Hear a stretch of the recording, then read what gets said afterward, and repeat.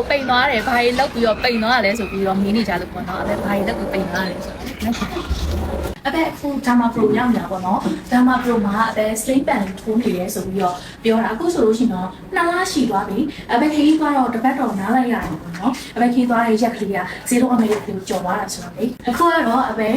နောက်ထပ် dose တစ်ခုထပ်ပြီးတော့ယူထားတယ်တော့ထပ်ပြီးတော့ထိုးမှာပေါ့နော်အဲ့ခရီးသွားတဲ့အချိန်မှာတကယ်တမ်းပြန်စဉ်းစားပြီးတော့ဆရာကြီးဆွေးနွေးလိုက်တော့2ပတ်လောက်နားလိုက်မိတာပေါ့နော်အဲ့2ပတ်လောက်နားလိုက်မိတဲ့အချိန်မှာဝိတ်ပြန်တက်လာပြီးလို့ထင်ထားရဆိုပေမဲ့15ပေါင်ကျထားရဆိုတဲ့အတိုင်းကွက်တိမှာပဲရက်နေတယ်ပြီးတော့တကယ်တမ်းဆိုရှင်ဒီဂျားထဲမှာခရီးသွားထားတော့အစားကြီးလည်းစားထားရပေါ့နော်ဆိုတော့ဝိတ်တက်လာတယ်ထင်ပေမဲ့လုံးဝဝိတ်မတက်လာပါဘူးပြောနေပါတယ်အဲ့တော့ဒီနေ့ကပြန်ပြီးတော့စပြီးတော့တလထပ်ပြီးတော့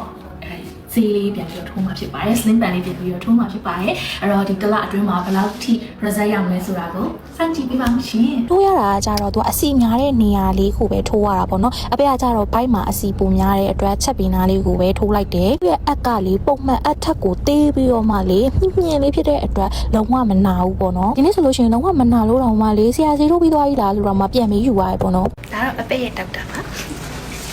sling band ကို2လထိုးထားတဲ့အချိန်မှာပေါ့နော် side effect ရှိလားဆိုလို့ရှိရင်တော့အစားတွေကိုမြင်နေတဲ့အချိန်မှာမစားချင်ဘူးပေါ့နော်အဲ့လိုမျိုးပြီးတော့လုံးဝမစားတာမျိုးလားဆိုလည်းမဟုတ်ဘူးတင့်မျှတာတလောက်ကလေးပဲနည်းနည်းလေးထမင်းဆိုလို့ရှိရင်9လောက်စားလောက်စားလိုက်ရင်ကိုဘိုက်ပြေသွားပြီပေါ့နော်ပြီးတော့လို့ရှိရင်အသီးရွက်တွေပိုစားခြင်းနဲ့စိတ်ဖြစ်တယ်အပဲကတော့လေ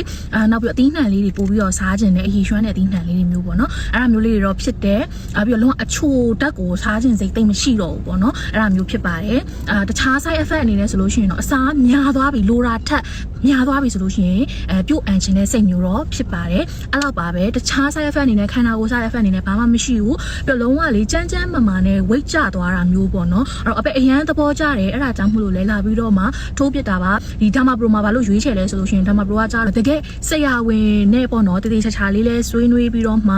ကိုယ့်ရဲ့ကျန်းမာရေးနဲ့တင်မျှတာလာဒီ sling band ကိုထိုးတင်လားမထိုးတင်ဘူးလားဆိုတာလေတည်တည်ချာချာဆွေးနွေးပြီးတော့မှထိုးလို့ရတာမျိုးကလည်းတကြောင်ပါတယ်လို့ဈေးနှုန်းအားဖြင့်လည်းအဆင်ပြေလို့ပေါ့နော်လာဖြစ်တာဖြစ်ပါတယ်အဲ့တော့ဒီတလုံးမှာဘာလို့ပိန်သွားလဲဆိုတာသိချင်နေတဲ့သူလေးတွေအတွက်ကိုဒီဗီဒီယိုလေးနဲ့ပြပြလိုက်ပါလေးရှင်စိတ်ဝင်စားရဆိုလို့ရှိရင်Derma Pro ရဲ့ page လေးတွေ TikTok account လေးတွေကိုပြပြပေးထားပါမယ်နော် comment လေးမှာလည်းပြပြပေးထားမယ် mention လေးလည်းလုပ်ပေးထားပါမယ်သွားပြီးတော့စုံစမ်းလို့ရပါတယ်ရှင်တတာ